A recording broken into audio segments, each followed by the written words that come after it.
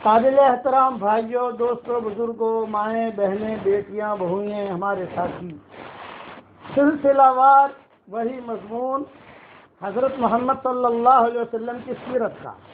اب تک تو میں نے پشتو کا بیان کیا، اب حضور صلی اللہ علیہ وسلم پیدا ہو گئے ہیں، تب حضور صلی اللہ علیہ وسلم کے پیدائش سے لے کر انشاءاللہ موت تک بیان کروں گا، کیا ہوا کون سال میں کیا ہوا انشاءاللہ۔ ایک اہم پوائنٹ ذہن میں رکھیں کہ جب حضرت محمد صلی اللہ علیہ وسلم پیدا ہوئے تو دنیا بھر میں ایک عجیب انقلاب آیا، ساری دنیا میں پیدا ہوتی ہی۔ مجوسی کے یہاں ہزاروں سالوں سے وہ آگ جل رہی تھی، وہ آگ جو ہے بجھ گئی۔ کسرا جو تھا اس کے جو ہے کچھ دیواریں تھی، کچھ عمر تھے، وہ گر گئے۔ مکہ مکرمہ میں بھی عجیب حالتیں ہونی شروع ہو گئی، انوکھی۔ بیت اللہ کی دیواریں گری اور کھڑی ہو گئی۔ یہ سارے نظام چلتا رہا، لیکن عبد المطلب جو ہے، اب میں قصہ بیان کروں گا عبد المطلب کا اور حضرت آمنہ کا اور حضور صلی اللہ علیہ وسلم کا اور حلیمہ سعدیہ کا اور ام ایمن کا۔ یہ 5 ایوی ہیں، عبد المطلب، حضور صلی اللہ علیہ وسلم کی والدہ، خود حضور صلی اللہ علیہ وسلم اور ام ایمن اور حضرت حلیمہ۔ ان کے قصے اب چلیں گے، یعنی جو بیان کروں گا ان میں ان کے قصے آئیں گے سب کے۔ حضور اکرم صلی اللہ علیہ وسلم جب پیدا ہو گئے اور خبر پہنچائی حضرت آمنہ نے ہی عبد المطلب کو کہ اللہ نے تمہیں پوتا دیا ہے، تو عبد المطلب آئے، آ کر جو ہے حضور صلی اللہ علیہ وسلم کو بیت اللہ لے گئے۔ کتابوں میں لکھا ہے کہ روزانہ بلا ناغہ عبد المطلب حضور صلی اللہ علیہ وسلم کو لے جاتے تھے بیت اللہ پر، وہاں چمٹ کر دعا کرتے تھے، وہاں جا کر بیٹھتے تھے۔ ابھی تو بچے ہی ہیں، لیکن گھر کے جو کام کاج تھے یہ 2 کے ذمے تھے، حضرت آمنہ اور ام ایمن۔ یہ ام ایمن حضرت عمر کے زمانے تک زندہ رہی اور اس کے بہت قصے آتے ہیں کتابوں میں ام ایمن کے، جو میں نے اپنے بیانوں میں کئی مرتبہ کہا ہے۔ اب مسئلہ یہ کھڑا ہوا کہ بھئی بچہ تو پیدا ہو گیا، بچہ صحت مند بھی ہے الحمدللہ، لیکن اس زمانے میں عربوں کا یہ ماحول تھا کہ قرب و جوار سے، طائف سے، قبیلہ بنی سعد سے، وہاں سے عورتیں آتی تھیں۔ خدا کی شان کہ وہاں پر بھی قحط سالی کا ایک نظام تھا، وہاں پر بھی قحط سالی تھی، حالات تھے۔ جیسے کورونا وائرس کی بیماری بھی چلی کہ لوگ جیسے مر رہے ہیں، ویسے مکہ میں بھی ایسی بیماریاں چلتی تھی، ڈائریا کی بیماری، ایک وبائی مرض یہ چلتا تھا۔ تو عبد المطلب کو یہ فکر ہوا کہ بھائی بچہ تو پیدا ہو گیا، لیکن وہ جو قبیلے کی عورتیں آویں وہاں سے، وہ آ کر جو ہے ہم بھی ہمارے بچے کو دیں۔ تو 2 بچے ان کے گھر میں تھے، ایک عبد المطلب کا بیٹا حمزہ اور یہ حضور صلی اللہ علیہ وسلم۔ دودھ پلانا ہے تو ابو لہب جو ہے یہ بھی چٹا تھا، تو اس کی جو باندھی تھی سوئے گیا، اس نے جو ہے حضور صلی اللہ علیہ وسلم کو بھی دودھ پلایا اور حمزہ کو بھی دودھ پلایا۔ تو گویا کہ حضرت حمزہ جو ہے یہ حضور صلی اللہ علیہ وسلم کے چچا بھی ہوئے اور حضور صلی اللہ علیہ وسلم کے رضائی بھائی بھی ہوئے۔ قبیلے بنی سعد سے بہت عورتیں آئیں اور بہت عورتوں نے آ کر، سب عورتیں جو آتی تھی اپنے شوہروں کو لے کر آتی تھی، گدھوں پر آتی تھی، کوئی اونٹنیوں پر آتی تھی، اور مکہ چونکہ ایک معروف جگہ تھی اور کہتے تھے کہ مکہ کے لڑکوں کو پھر وہ لے جاتی تھی، دیہاتوں میں رکھتی تھی، وہاں دودھ پلاتی تھی۔ وہاں دودھ پلانے کے بعد ان کی نشو و نما بچوں کے صحت، اس لیے کہ دیہاتی ماحول جو ہے یہ کئی آلودگیوں سے پاک رہتا ہے، وہاں زیادہ جراثیم نہیں ہوتے، یہ ترتیب تھی۔ اب اللہ کی شان یہ کہ عبد المطلب، اچھا ایک بات یہ ذہن میں رکھیں کہ حضرت آمنہ اور عبد المطلب کا ایک مسئلے میں اختلاف ہوتا تھا، اور وہی اختلاف ہوتا تھا کہ حضرت آمنہ کا تقاضا یہ تھا کہ مجھے مدینہ لے چلو، میرے شوہر کی قبر پر جانا چاہتی ہوں۔ اب بچہ پیدا ہو گیا تو عبد المطلب کہتے تھے کہ بیٹا مدینہ منورہ جانا 500 کلومیٹر کوئی آسان ہے، اور ابھی تو محمد پیدا ہوا ہے، ابھی تو یہ تھوڑا بڑا ہو جائے، چلتا پھرتا ہو جائے، تو وہ آمنہ کہتی تھی کہ میں خواب میں دیکھتی ہوں کہ میرا شوہر زندہ ہے، جیسے خواب میں آ جائے گا شوہر آئے یہ آئے، تو میری تمنا یہ ہے کہ میں ان کی قبر ہو جائے۔ آج کل عورتوں کا قبر میں جانا جائز نہیں ہے، یہ تو بہت شروع کی بات ہے جو مورخین نے لکھی ہے، کبھی میرا بیان سن کر قبرستان میں چلی جاؤ، تو مردوں کے لیے ہے۔ لیکن حضرت آمنہ عبد المطلب سے درخواست کرتی تھی کہ میری تمنا ہے کہ مدینہ کا سفر کروں، میری تمنا ہے کہ مدینہ کا سفر کروں، اور مجھے ایسا لگتا ہے کہ اب عبداللہ کا انتقال نہیں ہوا ہے، شاید کہیں پر بھی ہمیں مل جائے، ایک امید ہوتی ہے، جا کر ہم خود ڈھونڈیں۔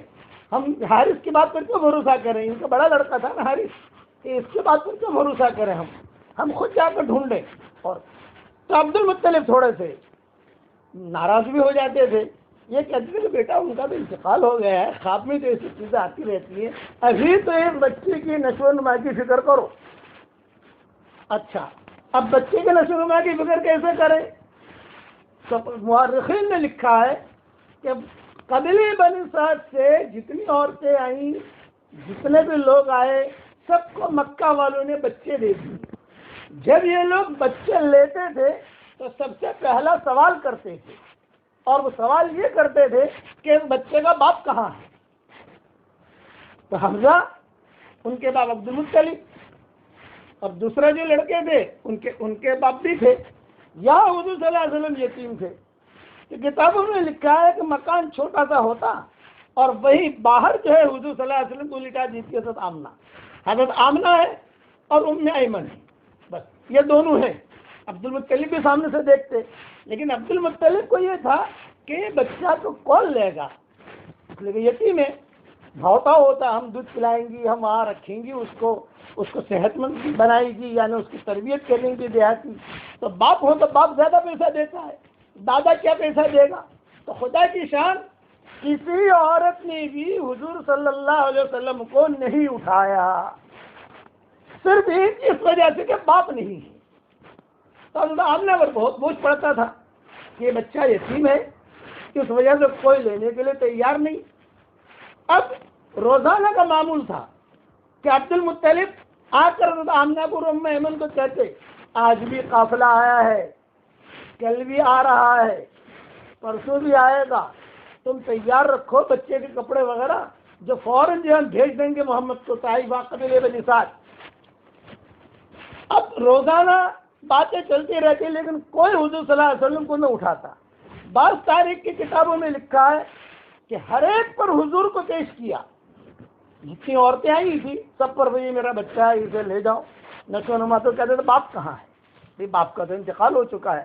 ہاں دیکھتے ہیں کہ اگر وہ لوگ چلے جاتے۔ حضرت حلیمہ جو تھی یہ خود کمزور تھی، ان کی اٹھنی بھی کمزور تھی، شوہر بھی کمزور تھا، ان کے پیٹ سے بچہ بھی تھا۔ تو خدا کا کرنا ایسا ہوا کہ حضرت حلیمہ کو مکہ میں سے کوئی بچہ نہیں ملا، اور حضور صلی اللہ علیہ وسلم کو کسی نے اٹھایا نہیں۔ کیوں نہیں لیا؟ یتیم ہے۔ اور حضرت حلیمہ کو بچہ کیوں نہیں ملا؟ اس لیے ملا کہ اس کے پیٹ سے ایک بچہ ہے، ہمارے بچے کا کیا خیال رکھے گی؟ اس کے بچے کو دیکھے گی، میرے بچے کو دیکھے گی، اس لیے کسی نے ان کو لڑکا نہیں دیا، اور یا حضور صلی اللہ علیہ وسلم کو کسی نے نہیں اٹھایا۔ اب حضرت حلیمہ جو ہے وہ آئی اور پوچھا کہ بھائی میں اس بچے کو لوں، مجھے کیا ملے گا؟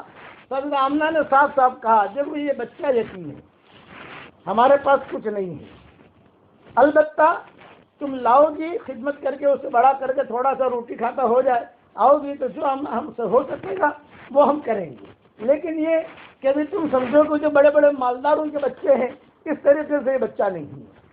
حضور صلی اللہ علیہ وسلم کو باہر لٹا دیتی، تھوڑی سی دھوپ بھی لگے، تھوڑا جو ہے باہر کی ہوا بھی ملے، اور عبد المطلب جو ہے دور کھڑے رہتے۔ عبد المطلب اس مسئلے کے اندر سامنے نہیں آتے تھے، یہ بھی کتابوں میں لکھا ہے۔ وجہ کیوں سامنے نہیں آتے تھے؟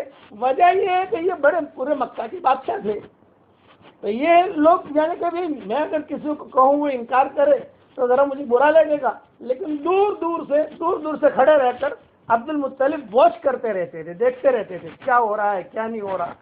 آخر میں جو ہے حلیمہ نے اپنے شوہر سے مشورہ کیا، اور یہ مشورہ کیا دیکھو کہ ہمیں تو کوئی بچہ ملا نہیں، یہ میاں بیوی مشورہ کر رہے ہیں کہ ہمیں تو کوئی بچہ ملا نہیں۔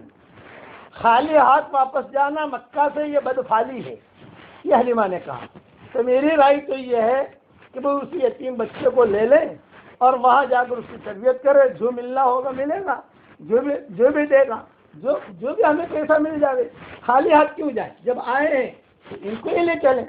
تو ان کے شوہر نے کہا کہ ٹھیک ہے، لیکن شوہر نے کہا کہ اونٹنی ہماری کمزور، اس کے تھنوں میں دودھ نہیں، تو بھی کمزور، یہ کیسے ہوگا؟ لیکن حلیمہ نے کہا کہ نہیں۔ اسی لیے حضور صلی اللہ علیہ وسلم حضرت حلیمہ کا بہت اکرام کرتے تھے۔ جب مکہ مکرمہ فتح ہوا تو حضور صلی اللہ علیہ وسلم کے پاس ایک بوڑھی عورت آئی، حضور نے کہا واہ واہ واہ واہ واہ واہ واہ واہ، مکہ فتح ہو گیا ہے۔ اور بوڑھی عورت آئی تو حضور نے سب صحابہ سے کہا دور ہو جاؤ، دور ہو جاؤ، دور ہو جاؤ، دور سے دیکھو۔ اور حضور اس بوڑھی عورت کے ساتھ بیٹھے مطاف میں اور باتیں کرنے لگے۔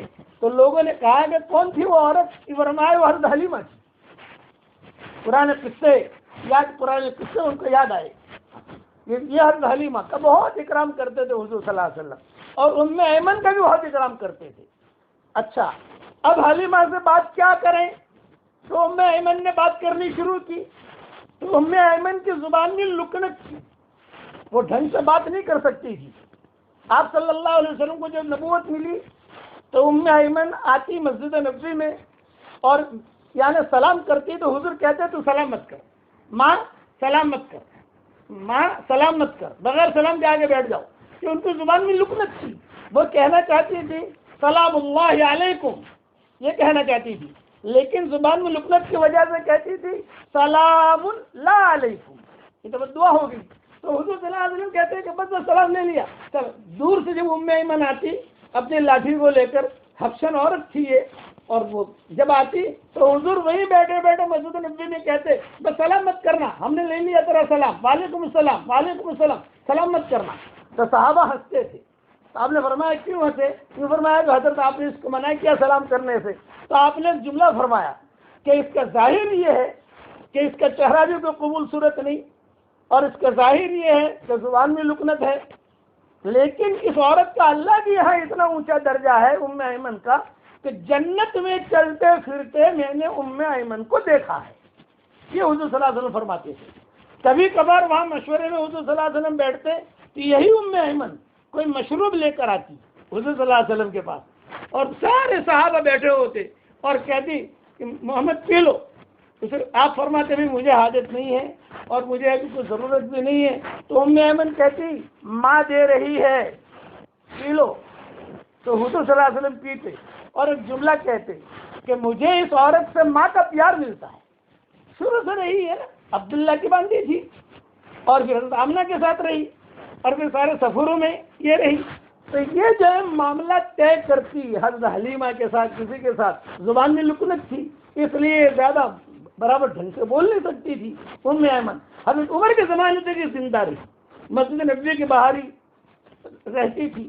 حضور صلی اللہ علیہ وسلم بہت خیال کرتے تھے ام ایمن کا، حضرت حلیمہ کا، حضرت حلیمہ کی بیٹی تھی شیمہ، ان کا جو پرانے قصے حضور کے یاد تھے۔ اب مسئلہ یہ ہوا کہ جب حضرت حلیمہ اور ان کے شوہر یہ جب معاملہ کرنے کے لیے آئے تو ام ایمن نے بات شروع کی۔ حضرت آمنہ جو ہے یہ شرمیلی مزاج کی تھی، سامنے سے عبد المطلب آ گئے کہ چلو میں معاملہ کرتا ہوں۔ جب عبد المطلب آئے تو حلیمہ بھی ڈر گئی کہ اتنا بڑا آدمی، شوہر بھی ڈر گیا اتنا بڑا آدمی۔ چنانچہ طے ہوا، حضور صلی اللہ علیہ وسلم کو لے جانا طے ہوا کہ حضور جائیں۔ اب یہ ہوا کہ یہ ام ایمن بھی ساتھ جائے یا نہ جائے۔ حضرت آمنہ نے کہا کہ نہیں، ام ایمن میرے پاس رہی، مجھے تو گھر میں ضرورت ہے، بچہ بھی نہیں، ام ایمن بھی چلی جائے، گھر میں میں اکیلی ہوں، ام ایمن میرے ساتھ اور یہ بچے کو لے جاؤ۔ اچھا، معاملہ کیا ہو گیا؟ اس زمانے میں ایک ٹیسٹ ہوتا تھا، ٹیسٹ، یہ سمجھانے کے لیے کہتا ہوں، امتحان۔ وہ امتحان یہ ہوتا تھا کہ جو لے جانے والی عورت ہے، جیسے حلیمہ لے جانے والی ہے، تو سب پہلے اس گھر والوں کے سامنے بچے کو دودھ پلاتی تھی۔ بچہ دودھ پیتا ہے کہ نہیں پیتا؟ کسی کے گھر سے بھی کوئی بھی عورت بچہ لے گا تو ٹیسٹ پہلے ہوگا، وہ یہ ہوگا بچے کو ہمارے سامنے دودھ پلاؤ، بچہ پیتا ہے کہ نہیں پیتا؟ ہاں پی رہا ہے بچہ، سمجھ لو ابھی بچہ بعد میں بھی دودھ پیے گا۔ تو یہی ٹیسٹ یہاں پر بھی ہوا حضور صلی اللہ علیہ وسلم کا عبد المطلب کھڑے ہیں، ان کے شوہر بھی کھڑے ہیں، حلیمہ بھی کھڑی ہے، ام ایمن بھی ہے، حضرت آمنہ بھی ہے. یہ فرمایا کہ یہ بچہ جائے گا، چلو اس بچے کو پہلے دودھ پلاؤ. چنانچہ کتابوں میں لکھا ہے کہ اونٹنی پر بیٹھ کر حضور صلی اللہ علیہ وسلم کو جو لیا اور اپنی چھاتی منہ میں دی تو حضور نے ایک دم غصے میں منہ پھیر لیا، دودھ نہیں پیا. اب یہ دوسرا ٹینشن کھڑا ہو گیا. حضرت آمنہ کی آنکھوں میں آنسو آ گئے کہ بچہ تو دودھ نہیں پی رہا ہے، اب کیسے اس کی پرورش ہوگی، کیسے یہ کرے گا. تو پھر جو ہے وہ ایک دم سے یعنی بار بار وہ کوشش کرتے رہی حلیمہ، لیکن حضور نے جب بھی چھاتی کو منہ لگاوے حضور غصے میں یوں منہ موڑ لگے، دودھ پی ہی نہیں. تو یہ ام ایمن نے کہا کہ دوسری چھاتی دو. اب جب دوسری چھاتی دی حضور صلی اللہ علیہ وسلم نے گڑ گڑ گڑ گڑ دودھ پینا شروع کر دیا. یہ ٹینشن بھی دور ہو گیا. چلو اللہ کا شکر. اب روانہ ہوئے. حضرت حلیمہ خود کمزور تھی، ان کی اونٹنی بھی کمزور تھی، لیکن حضور صلی اللہ علیہ وسلم کے بیٹھتے ہی اونٹنی طاقت والی بن گئی. اس کے تھنوں میں دودھ آ گیا اور تھنوں میں دودھ آ کر جو ہے حلیمہ نے بھی پیا، اپنے شوہر کو پلایا. اور حلیمہ کہنے لگی مانو نہ مانو ہمیں جو ہے برکتی بچہ مل گیا ہے، کہ برکتی بچہ. اچھا سب سے آخر میں رہتی تھی. یہ لوگ چلتے چلتے طائف پہنچے، قبیلے بنی سعد پہنچے. اتفاق ایسا تھا کہ وہاں قحط سالی تھی. حضور صلی اللہ علیہ وسلم اپنے بچپن میں چلے گئے. اب مکہ میں کون ہے یہ ذہن میں رکھنا، جو آسان کر کے سمجھاتا ہوں. عبد المطلب ہے، ان کے سارے بیٹے ہیں، حارث بھی زندہ ہیں ابھی، حضور صلی اللہ علیہ وسلم کی والدہ ہے، اور یہ ام ایمن ہے. یعنی یہ ایک چھوٹا سا مختصر سا قافلہ. حضرت آمنہ کی یہ ضد اور حضرت آمنہ کا یہ کہنا کہ ابا عبد المطلب کو کہتی کہ اب آقا یہ محمد تو چلا گیا، سال 1.5 سال کے بعد ہی آئے گا بچہ ہمارا، ہم مدینہ کا سفر کریں اس دوران. تو عبد المطلب کہتے ہیں نہیں بیٹا نہیں، یہی رہو، یہی سے کہیں جانا نہیں ہے، پہلے محمد آ جاوے وہاں سے. لیکن عبد المطلب 1 سے 2 نہیں، عبد المطلب کہتے تھے کہ نہیں. لیکن حضرت آمنہ بار بار یہ کہتی کہ میں میرے شوہر کی قبر پر جانا چاہتی ہوں. عبد المطلب منع کر دیتی. تو اب نہیں، اب بچہ گیا ہے. اچھا مکہ میں بیماریاں پھیلتی تھی، بچے بہت مر جاتے تھے. اب حضور صلی اللہ علیہ وسلم روانہ ہوئے. کتابوں میں یہ بھی لکھا ہے کہ حضور صلی اللہ علیہ وسلم کو جب اونٹنی پر بٹھایا اور حلیمہ کا دودھ پیا، اونٹنی جو ہے وہ بہت طاقت والی بن گئی. تو جب حضور روانہ ہونے لگے، حلیمہ لے کے روانہ ہونے لگی، تو حضرت آمنہ نے جو ہے ہچکیاں مار کے رونا شروع کیا. یہ کتابوں میں لکھا ہے. بچہ یتیم ہے، تو یہ بچہ جا رہا ہے، پتہ نہیں زندہ واپس آئے گا یا وہاں جا کر کیا حالات ہوں گے. جب حضرت آمنہ روئی تو ام ایمن بھی روئی، عبد المطلب بھی روئے، اور باقی چچا جو تھے ابو طالب وغیرہ، اسد عباس، ابو طالب، ابو لہب، یہ سارے چچا تھے حضور اکرم صلی اللہ علیہ وسلم کے. یہ سب جو ہے رونے لگے کہ پھر بچہ یتیم ہے، یہ بچہ جا رہا ہے وہاں. جب روانہ ہوئے تو سب سے پہلے حلیمہ جو ہے قبیلے بنی سعد میں پہنچ گئی. دوسرے قافلے والے یہ سب سے آخر میں رہے. تو سب قافلے والوں نے کہا مانو نہ مانو کوئی برکتی بچہ جو ہے ملا ہے، کوئی برکتی بچہ ملا ہے. اور بعض تاریخ کی کتابوں میں یہ بھی لکھا ہے کہ جب تک حضور کی اونٹنی جس اونٹنی پر تھے حضور اکرم صلی اللہ علیہ وسلم، جب تک اوجھل نہیں ہوئی تب تک جو ہے آمنہ دیکھتی رہی، چونکہ اس کو بلڈنگ وغیرہ تو تھی نہیں. اور بعض کتابوں میں یہ بھی لکھا ہے کہ حضور صلی اللہ علیہ وسلم تو یہ بچے ہی ہے، تو حضور بھی اپنی آنکھوں سے یوں پیچھے مڑ مڑ کے دیکھتے رہے. تاریخ نگاروں نے ساری تاریخیں لکھی ہیں. اب جب وہاں پہنچے تو وہاں پہنچ کر قحط سالی، کیا کریں، سارے پریشان. تو حضرت حلیمہ کی ایک جگہ تھی، وہاں پر بکریاں چرانے کے لیے لوگ جاتے تھے. جب وہاں پہنچے تو ان کے یہاں اللہ تعالیٰ گھاس اگا دیتا تھا. تو پورے قبیلے بنی سعد والے انہی کی زمین پر اپنے جانوروں کو بیچتے تھے. باقی ان کا تو خشک سالی تھی، سب جو ہے بھوکے مر رہے تھے. لیکن حضرت حلیمہ کے یہاں برکت ہی برکت. خدا کی شان کہ خوب برکت. حضور اکرم صلی اللہ علیہ وسلم کے نشو و نما بھی ہو رہی ہے. 1.5 سال اب کا ہو گیا تو شوہر نے اور بیوی نے مشورہ کیا، حلیمہ نے اور ان کے شوہر نے، کہ بھئی اتنا وقت ہو گیا ہے، اب یہ بچہ جو ہے کچھ کھا بھی رہا ہے، کچھ روٹی بھی ہے، تو ہم لے جاویں اور وہاں لے جا کر پھر سے ہم بنی سعد لے آئیں. یہ طے ہوا۔ چنانچہ حضرت حلیمہ ان کے شوہر یہ جو ہے قبیلہ بنی سعد سے آئے اور یہاں حضور اکرم صلی اللہ علیہ وسلم کی ماں کے پاس آئے اور عبد المطلب وغیرہ سے ملے۔ کتابوں میں یہ بھی لکھا ہے کہ آپ کے ہاتھ میں روٹی کا ٹکڑا تھا، یہ بتا رہے تھے کہ ہاں یہ بچہ اب کھانے والا بن گیا ہے۔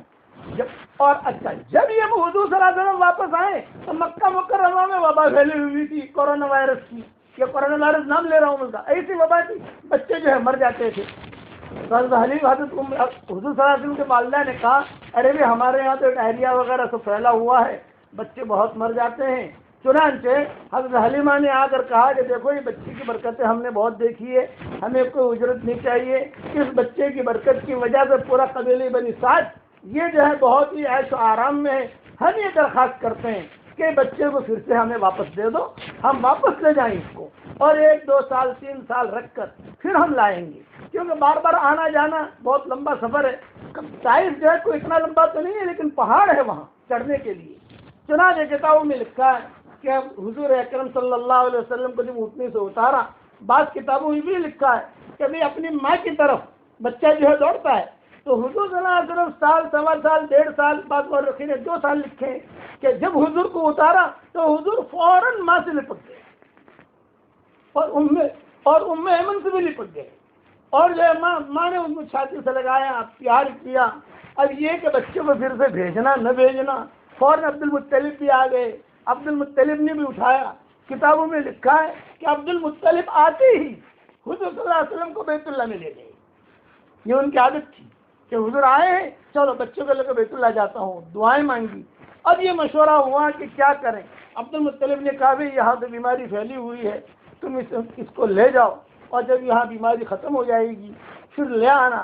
چنانچہ کتابوں میں لکھا ہے کچھ ہی وقت حضور صلی اللہ علیہ وسلم ماں کے پاس رہے اور یہی قافلہ جو ہے یعنی حلیمہ کا، اور یہ لے کر واپس قبیلہ بنی سعد لے کر گئے۔ جب حضور روانہ ہو رہے تھے تو آمنہ پر بہت اثر تھا اور ام ایمن پر بھی اثر تھا، عبد المطلب پر بھی اثر تھا، اور بہت کبھی بچہ آیا بھی ایسے وقت میں کہ یہاں بیماریاں پھیلی ہوئی ہیں۔ چنانچہ حضور اکرم صلی اللہ علیہ وسلم کو لے کر واپس حضرت حلیمہ جو ہے یہ قبیلہ بنی سعد پہنچی۔ 3 سال کی آپ کی عمر ہو گئی وہیں پر، تو 3 سال کی عمر میں بچہ کھیلتا ہے، دوڑتا ہے، کچھ کوئی چیز بیٹا یہ لے آؤ، ہمارے یہاں بھی پوتے پوتیاں ہیں، 3 سال کی عمر میں تھوڑا سا یعنی چلنا پھرنا بچے کا شروع ہو جاتا ہے۔ تو حضرت حلیمہ روزانہ حضور صلی اللہ علیہ وسلم کو ان کے جو رضائی بھائی تھے ان کے ساتھ جنگل میں بھیجتی تھی بکریاں چرانے کے لیے کہ جاؤ کہ بچوں کے ساتھ کھیلو کودو۔ وہاں جا کر جو ہے بہت بڑا زبردست قصہ ہوا، جبریل آئے، فرشتے آئے، زمزم کا پانی لائے، سونے کا تخت لائے۔ آپ کی عمر 3 سال کی تھی، باقی تفصیل سے پوری کروں گا انشاءاللہ۔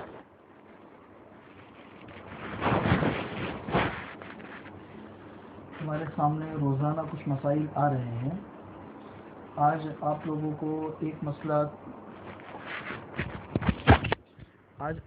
کو یہ مسئلہ سمجھانا ہے کہ لوگ یہ بھی سوال کرتے ہیں، جیسے دکان کا جو اسٹاف ہوتا ہے، تو دکان کا اسٹاف، ابھی تو دکانیں بھی بند ہیں، فیکٹریاں بھی بند ہیں، سارے کام کاج بند ہے، تو ظاہر سی بات ہے ہر چیز بند ہونے کی وجہ سے دکان کا اسٹاف کام بھی نہیں کر پا رہا ہے، کر بھی نہیں رہا ہے اور کر بھی نہیں پا رہا ہے، مجبوری ہے۔ تو ان دنوں کا ان کو تنخواہ دینی چاہیے یا نہیں دینی چاہیے؟ دوسرا مسئلہ لوگ پوچھتے ہیں کہ جیسے بہت سے کرایہ دار ہوتے ہیں، ہمارا جیسے آپ کا گھر کسی کو کرائے پر دیا ہوا ہے یا دکان کرائے پر دی ہوئی ہے، تو سامنے والے سے کرایہ لے سکتے ہیں یا نہیں لے سکتے ہیں؟ تو یہ دونوں مسئلے ایک ساتھ میں آپ لوگوں کو سمجھا دوں کہ اجارہ جو ہے، اجارہ کرایہ داری، اس کی 2 قسمیں فقہا نے لکھی ہے، ایک اجارت الاعیان ہوتی ہے، ایک اجارت المنافع ہوتی ہے۔ اعیان کا اجارہ تو یہ ہے کہ جیسے آپ نے اپنی جگہ، دکان یا مکان کسی کو کرائے پر دیا، اس جگہ سے وہ فائدہ حاصل کرتا ہے اور اس فائدے کے بدلے میں پھر وہ آپ کو مہینے کا کرایہ دیتا ہے، جتنا بھی کرایہ ہو۔ اور دوسرا ہے اجارت الاعمال۔ اجارت الاعمال کا مطلب یہ ہے کہ اگر آپ کسی دکان پہ یا کسی بھی ادارے میں آپ کام کرتے ہیں تو آپ 6 گھنٹہ 7 گھنٹہ 8 گھنٹہ 10 گھنٹہ وہاں پہ اپنے آپ کو لگاتے ہیں اور اس کے عوض میں آپ کو تنخواہ ملتی ہے. یہ بھی اجارے کی ایک شکل ہے کہ دکاندار جو ہے یا وہ ادارے والا آپ کے عمل سے فائدہ اٹھاتا ہے اور پھر اس کے بعد اس کو آپ کو تنخواہ دیتا ہے. تو یہ دونوں شکلیں اجارے کی ہے. تو فقہی اعتبار سے اگر دیکھنے جائے، فقہی اعتبار سے تو مسئلہ تو بالکل صاف ہے کہ جب کام نہیں تو پھر ظاہر سی بات ہے اجرت بھی نہیں. اور کام اور جو لوگ گھروں سے فائدہ اٹھا رہے ہیں، دکان سے فائدہ اٹھا رہے ہیں، تو ظاہر سی بات ہے کہ کرایہ بھی ان لوگوں کے اوپر لازم ہونا چاہیے. شرعی اعتبار سے، فقہی اعتبار سے یہ چیز ہے. لیکن بہت سی مرتبہ بعض حالات میں شریعت جو ہے وہ دوسری چیزوں کی طرف بھی متوجہ کرتی ہے کہ اس وقت جو ہے وہ ہر انسان پریشان ہے، حالات میں ہے، تو اخلاق اور انسانیت کے تقاضے کو سامنے رکھتے ہوئے ہمیں ان چیزوں کو لینا چاہیے. بہت سی مرتبہ ایسا ہوتا ہے کہ انسان کو فتوے سے آگے بڑھ کر تقوی پر عمل کرنا پڑتا ہے. تو اس وقت میں آپ کے وہاں پہ جو لوگ کام کرتے ہیں اگر وہ مجبور ہے، پریشان ہے، تو ظاہر سی بات ہے اس وقت میں ان کو ضرور خیال رکھنا چاہیے ان لوگوں کا. اور جو لوگ، اگر آپ کسی کا گھر استعمال کرتے ہیں یا کسی کی دکان استعمال کرتے ہیں تو بہت سی مرتبہ ایسا ہوتا ہے کہ سامنے والے آپ کا جو کرایہ ہے اس کرائے سے ہی سامنے والے کا گھر چلتا ہے، تو سامنے والے کی رعایت رکھے. بہت سی مرتبہ ایسا ہوتا ہے کہ آپ کے پاس میں ہے لیکن جو کرائے کے اوپر ہے تو اس کے پاس آمدنی کا کوئی ذریعہ نہیں ہے، تو جو کرائے پر دینے والا ہے وہ تھوڑی سی رعایت رکھے. یعنی یہ معاملہ آپسی رعایت کا ہے اور اخلاق اور انسانیت کو سامنے رکھنے کا ہے.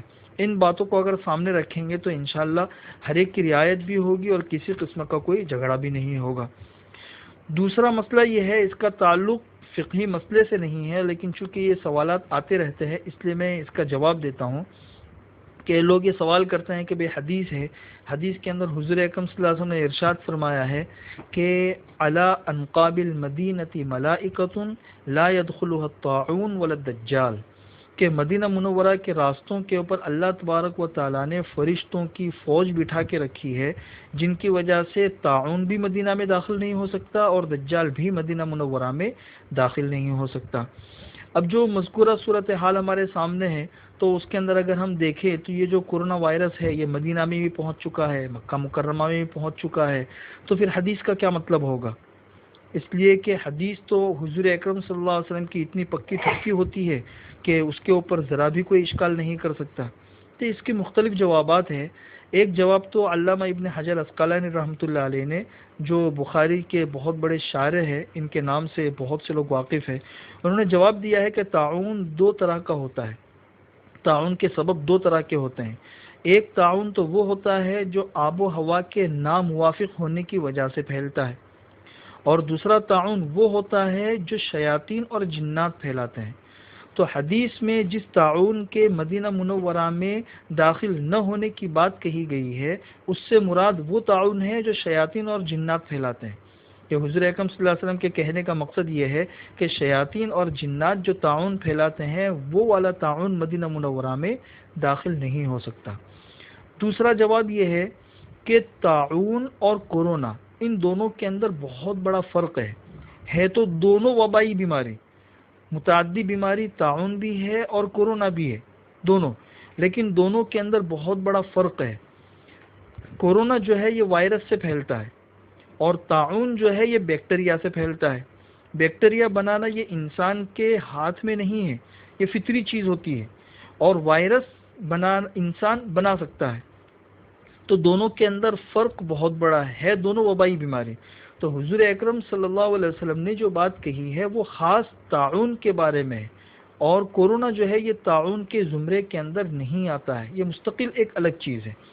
اسی لیے ایک کتاب کے اندر لکھا ہوا ہے کہ ابو الاسود کہتے ہیں کہ میں حضرت عمر رضی اللہ تعالیٰ عنہ کے زمانے میں مدینہ منورہ میں گیا تو وہاں پہ وبا پھیلی ہوئی تھی اور بہت کثرت سے لوگ مر رہے تھے. تو وہ جو وبا تھی وہ بھی متعدی تھی لیکن وہ طاعون نہیں تھا. اس لیے حضور اکرم صلی اللہ علیہ وسلم کی جو حدیث ہے وہ خاص طاعون کے بارے میں ہے جو بیکٹیریا سے پھیلتی ہے، اور یہ کورونا جو ہے یہ طاعون کے زمرے میں نہیں آتا ہے. اس لیے حدیث اپنی جگہ پہ بالکل صحیح ہے. اللہ تعالی ہمیں حدیث کو سمجھنے کی توفیق نصیب فرمائے.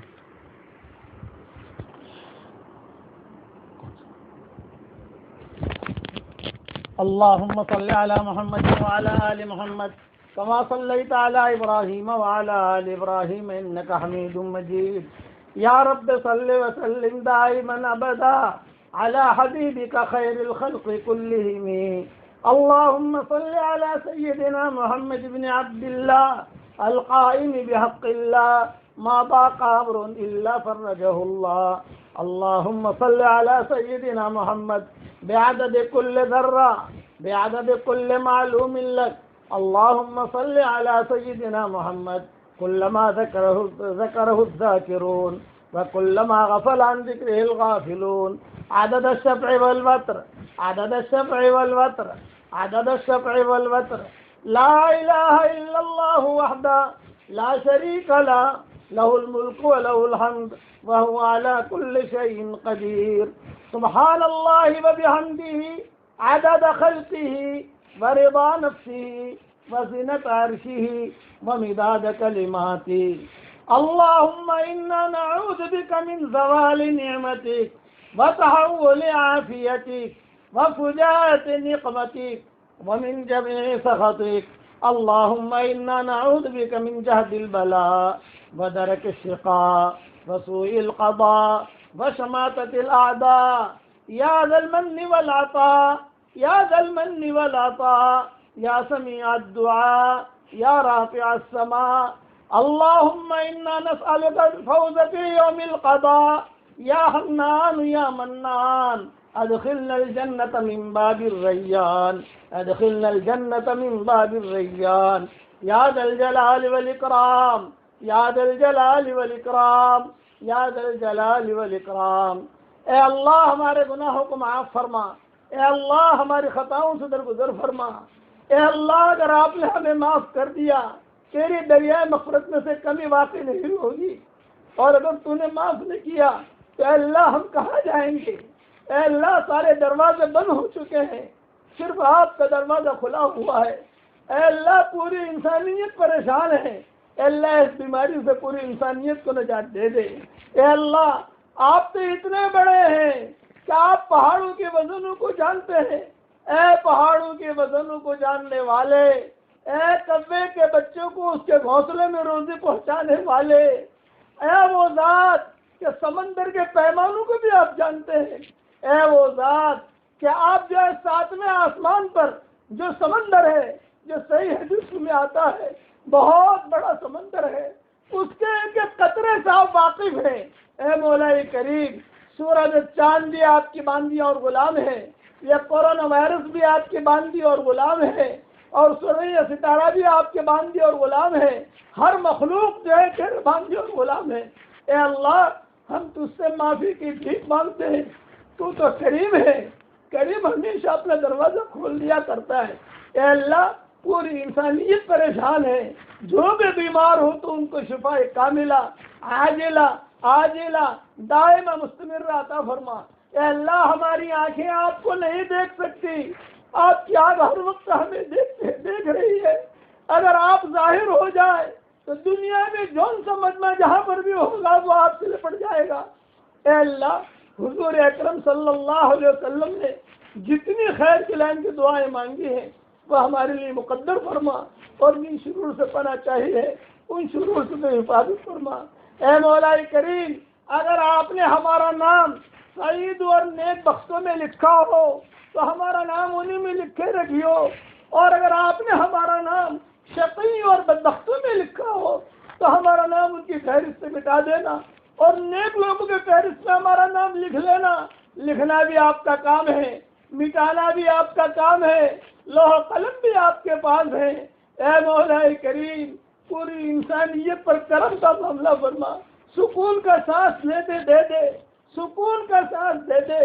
اے اللہ شب جمعہ ہے، شب جمعہ میں درود شریف بہت پڑھا جاتا ہے. میں تو آپ سے صرف اتنا کہتا ہوں کہ تیرے نبی کو یہ خبریں پہنچ رہی ہو کہ آج یہ پریشانیاں دور ہو گئی. اے اللہ سب سے بڑا مسئلہ یہ ہے کہ حرمین شریفین بند ہو گئے، سب سے بڑا مسئلہ یہ ہے مسجدیں بند ہو گئی، اور سب سے بڑا مسئلہ یہ ہے کہ حرمین شریفین کے جو ستون ہیں وہ بھی انتظار میں ہے کہ کہاں چلے گئے، یہ لوگ کہاں چلے گئے. یہ وقت ایسا ہے یہ دونوں حرم بھرے رہتے تھے. اے اللہ ہم تو تیری اے اللہ تجھ سے اتنی درخواست کرتے ہیں کہ تو ہم سے راضی ہو جا اور ہم کو بھی راضی کر لے. تو ہم سے راضی ہو جا اور ہم کو بھی راضی کر لے. حضرت محمد صلی اللہ علیہ وسلم پر بہترین رحمت نازل فرما. جب تک سورج اگتا رہے آپ پر رحمت نازل فرما. جب تک ہوائیں چلتی رہے آپ پر رحمت نازل فرما. جب تک آسمان باقی رہے آپ پر رحمت نازل فرما. جب تک سمندروں میں پانی باقی رہے آپ پر رحمت نازل فرما. ساتویں آسمان پر جو سب سے بڑا سمندر ہے جب تک وہ باقی رہے آپ پر رحمت نازل فرما.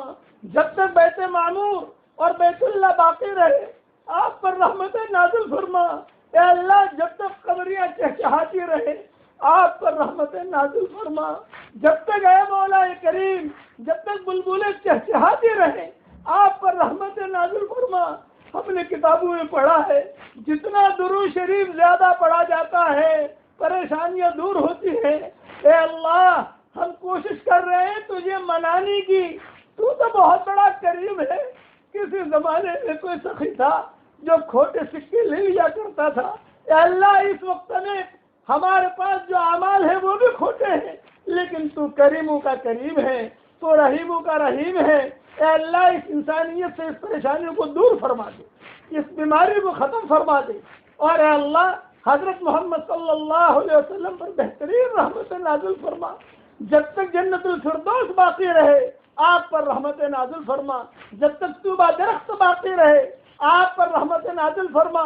جب تک سدرۃ المنتہا باقی رہے آپ پر رحمت نازل فرما. جب تک صفا مروہ باقی رہے آپ پر رحمت نازل فرما. جب تک اے اللہ جنتیں باقی رہے آپ پر رحمت نازل فرما. اور اے اللہ تیری شان رحمت نازل فرما. اے اللہ ہم گواہی دیتے ہیں ہماری گواہی دینے کو قبول فرما. ہم آپ کو گواہ بناتے ہیں اور آپ کے فرشتوں کو گواہ بناتے ہیں اور ساری مخلوق کو گواہ بناتے ہیں. اور اللہ ایک کورونا وائرس کو بھی گواہ بناتے ہیں. مخلوق میں وہ بھی آ گیا کہ تو اکیلا ایک اللہ ہے. تیرا کوئی پارٹنر نہیں ہے. تیرا کوئی شریک نہیں ہے. اے اللہ امت کی اجتماعی اور انفرادی پریشانیوں کو دور فرما. اے اللہ جس نے بھی ہم سے دعاؤں کے لیے کہا ہو دعاؤں کے لیے خطوط میں لکھا ہو جن کا ہم پر کسی قسم کا حق اور احسان ہو یا جو ہمیں دعاؤں کے لیے کہنا چاہتے تھے مگر کہہ نہیں سکے ہیں اے اللہ ان کی اور ہماری ساری جائز مرادوں کو پوری فرما کر اس میں خیر کی شکل اور صورت پیدا فرما. اے پہاڑوں کی وزنوں کو جاننے والے اے سمندروں کے پیمانوں کو جاننے والے اے ٹوٹی ہوئی ہڈی کو جوڑنے والے اے وہ پاک ذات رات کا اندھیرا بھی تیری تعریف بیان کرتا ہے دن کا اجالا بھی تیری تعریف بیان کرتا ہے. اے دلوں کے خیالات کو پڑھنے والے اے دلوں کے بسبسوں کو پڑھنے والے اے اللہ تیرے نبی کی سیرت چل رہی ہے. تیرے نبی نے کتنے قربانیوں کے بعد اے اللہ یہ دین ہم تک پہنچایا ہے.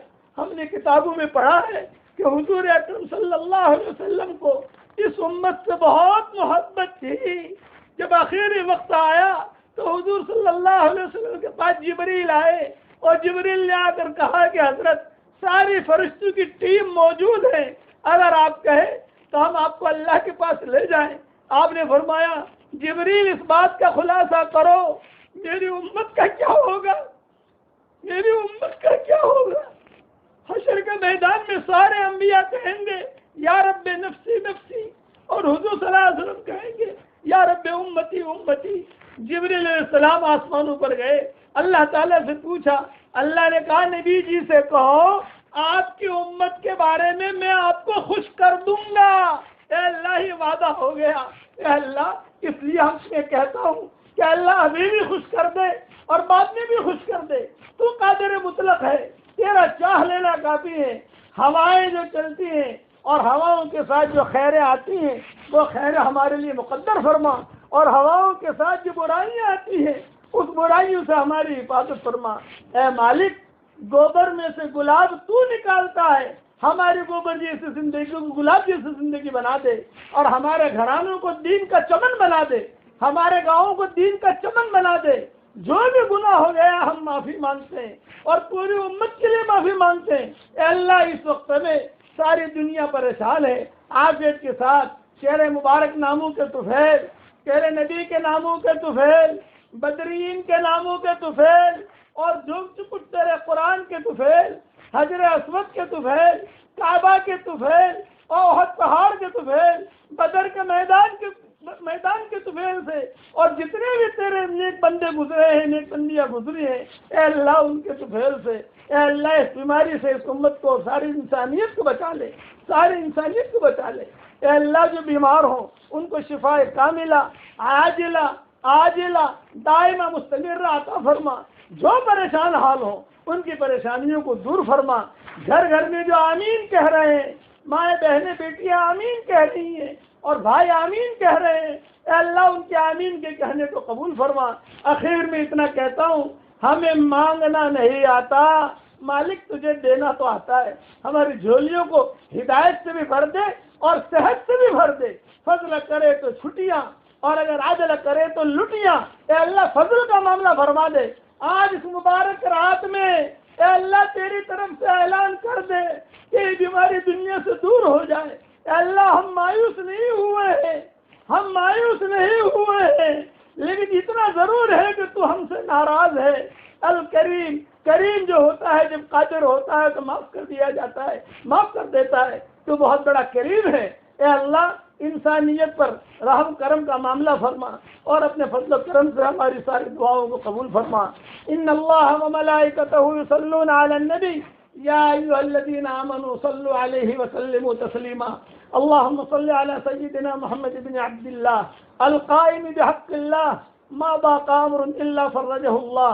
سبحان ربك رب العزة عما يصفون وسلام على المرسلين والحمد لله رب العالمين۔